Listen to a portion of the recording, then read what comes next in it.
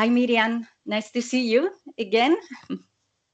Hi, Pilar. Very nice to see you. Okay, well, welcome to the International Forum and this Talent Pool. And as you know, at EJE&CON, we are a community of expatriates and international professionals and that share experiences and learn from each other. And well, we help each other to grow internationally. And well, this is a great opportunity to know our members, who they are, what they've done, all their experience, and well, it's really great to count with you today. But before we start, could you please introduce yourself? Tell us who Miriam Cordero is. Sure. So, well, yeah, my name is Miriam Cordero. I'm originally from Barcelona, and I have a background of engineering. I've been working for more than 20 years in technology. Most of this time I was abroad, and I will tell you a bit more during the bill. And right now I'm working as Chief Revenue Officer for Odilo, which is a learning platform. Oh, great. Well, let me introduce myself. I am a Regional HR Director for South Europe at Lineage. It's a global cold warehousing and logistics company. I've been working also nearly 24 years and in the logistics, pharma sectors, and also had the opportunity to work internationally and to live also in other countries such the Netherlands. But let's start, Miriam. Tell us a little bit more about your international experience. When was the first time you decided to work abroad? My first time it was right outside school. So my background is engineering. I studied here in Spain, and then I had the opportunity to do my master thesis abroad. And I told my mom, I'm gonna go away for 6 months to do my master thesis in Germany. But then I didn't come back after 6 months. I came back after 16 years, right? So there were a lot of opportunities. Yeah, a lot of opportunities jumping from place to place, right? Um, so I was in Germany in I was doing my master thesis in Sony, and the fact that I was in Germany that helped me get a job in Texas Instruments. And with them, I stayed for 7 years, and I got assignments with them I lived in Italy, in France, also in Germany. And then for the most time, I was based in Paris. So I was living in Paris for 5 years, and my role was European. So I had the opportunity to travel across the region from South Africa, Israel, Sweden, Poland. So I learned a lot about how to work in different international environments, and it was a great experience, right? But because I was working on the business side of technology, I lacked a bit of understanding of real business. So I decided to do an MBA to deepen my knowledge in business. So I moved to New York, where I had the opportunity or the luxury to live in New York for 2 years and experience have the American experience there. And then I realized that America, US was great, but I preferred to be closer to my family in Europe, and I prefer to have a European lifestyle. So after the BA, I moved to London, and then in London, I stayed for 7 years. I work in large companies like British Telecom or Google. And then 4 years ago, before the pandemic, I got an opportunity to come back to Barcelona, and I came back to Spain, to Barcelona, already 6 years ago. And Okay. Yes, so the good thing is that also my experience here in Spain has been in international roles, so I still had the chance to be in touch with international colleagues and clients, and continue traveling around Europe. Okay, great. Wow, what a truly international experience. And what were the key challenges when working abroad? What were the barriers you encountered? What was the most difficult when working abroad? For me, I would say three challenges. I mean, there are a lot of challenges, but three in particular. The first one, which is the obvious one for me, was language. So I was Language. working, the first, the language. So when I moved to Germany to work for Sony, and then I moved to Paris with Texas Instruments, they both told me, Miriam, we are international companies. We don't need you to speak German or to speak French. Our business language is English, so don't worry. But that was partially true, because if you really wanted to fit in, if you really wanted to do a good job and understand have a real conversation with clients, have a real conversation with your colleagues, you really need to engage in the local language.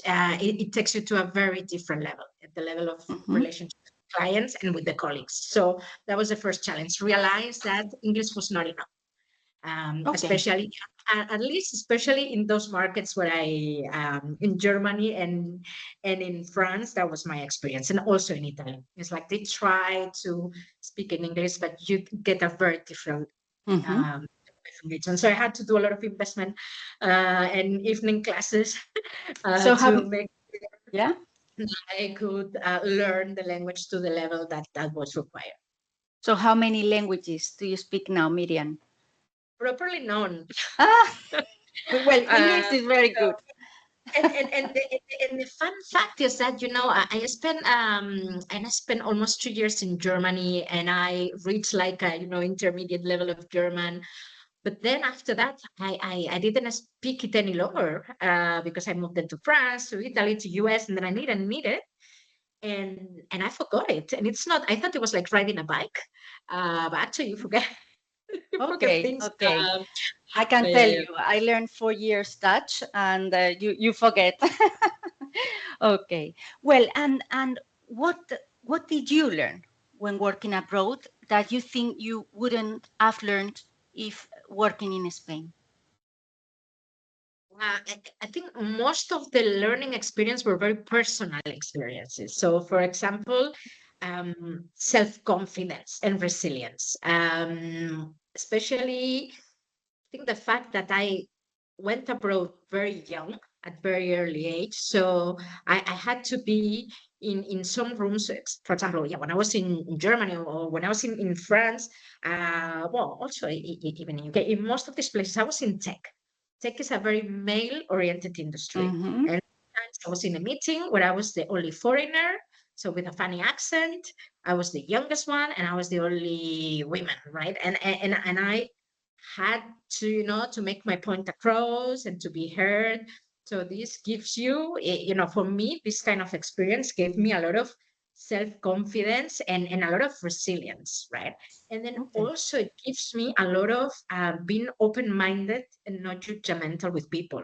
It's like, because this is what I want to be treated as. It's like I'm an equal. It's like, don't judge me. It's like, it's just my ideas, and this helped me to be really open-minded, not being judgmental. And when you travel, you listen to the point of view of how people live in one place, how people live in another place, the priorities of one place versus the other, and that gives you a really if you have curiosity for people and their backgrounds and their logical and what they do things the way they do, it's a great learning that I would have never had if I would just stay, closer to home in Barcelona with my environment and in the same environment all those years. Okay. And when you decide to return, was it easy? And what tips you would give to people abroad that want to return to Spain? It's very difficult to return because when you are, I think in your mind, first place where it's difficult is in your own mind, because in my case, I was changing places, or I was changing roles, and I was progressing in my career. And when I compare my career and the conditions of my work, the flexibility that I have, the pay that I have, the responsibility levels that I have, and like the kind of work that I was doing was much better than anyone else that I knew in Spain that was left in Spain of my friends. And I thought it's like a lot of opportunities that I could see to go back to Spain was like kind of a downgrade. Okay. And it's very difficult to say, okay, I'm gonna go back for something less interesting or less paid, and then you yourself, you then just block and say, okay, maybe in a few years I will go back, I will check again, and then you progress, and then the gap is even bigger. So this is why in some cases is at least in my case was very difficult to really sit back and to decide to go back. But then it was serendipity. I was not actively looking to come back because, again, every time that I had this thought in mind, I was looking and I didn't see anything interesting for me that would be a career progression for me back in Spain. But then for serendipity, so I was in London.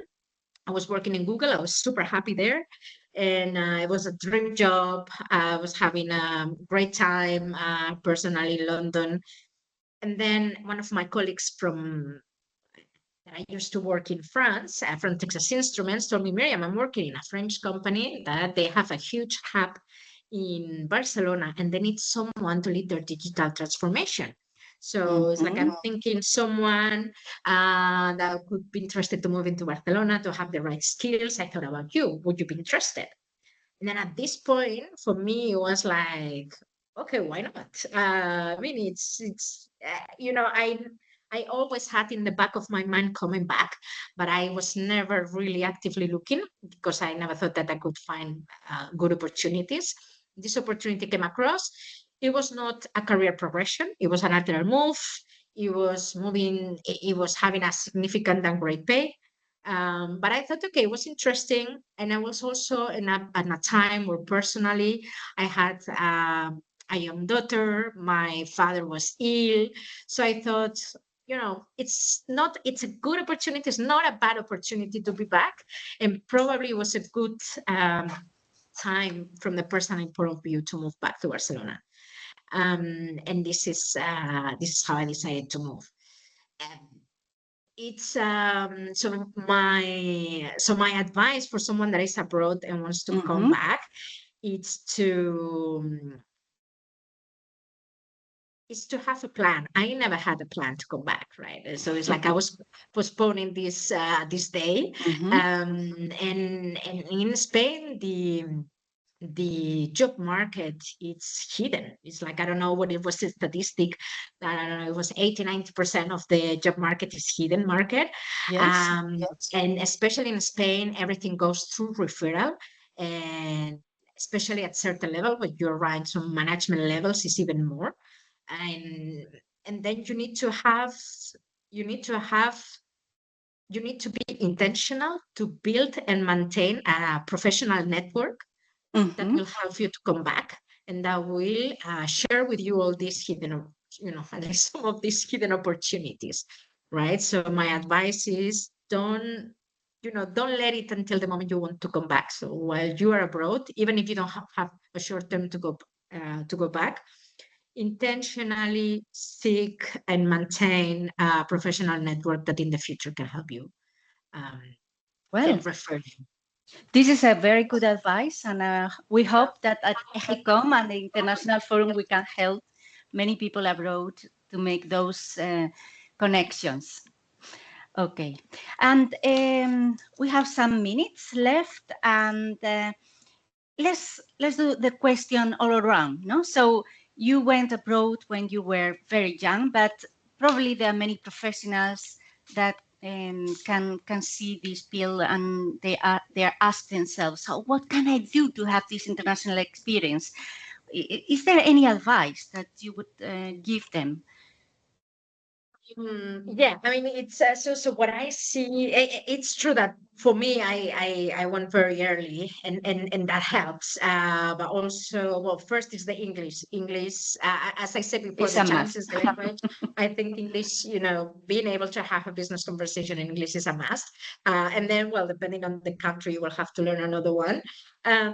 Probably the easiest way is to, you look for if you work in an international company, just ask for an assignment to go abroad. Just say, hey, Can I transfer? Maybe they don't want to transfer you, but maybe they can give you an assignment in each month. And then, this already gives you this first experience that can help you to get another one. Maybe you don't work in an international company or they don't have this access, right? Then for me as well, was that I did my MBA,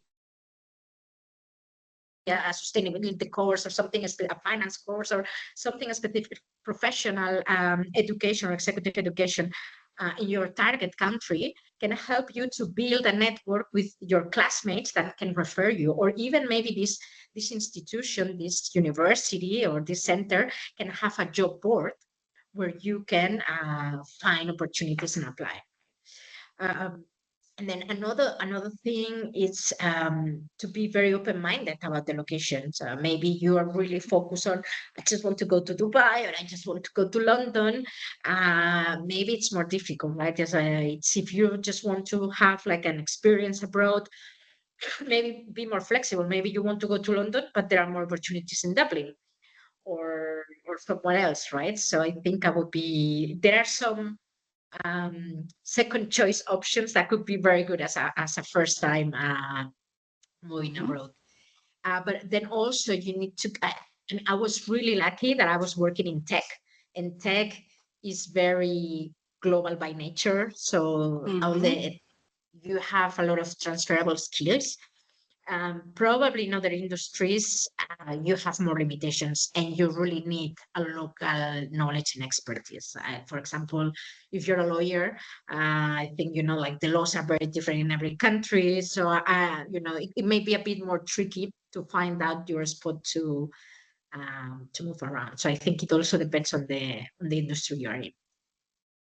Wow, Miriam, thank you so much. It's so interesting and really very nice to hear you. So we are gonna close this conversation, this interview, and it was really a pleasure. And well, we hope we can share more personal stories from our forum. Thank you, Miriam. Thank you, Pilar. Bye bye. Thank you.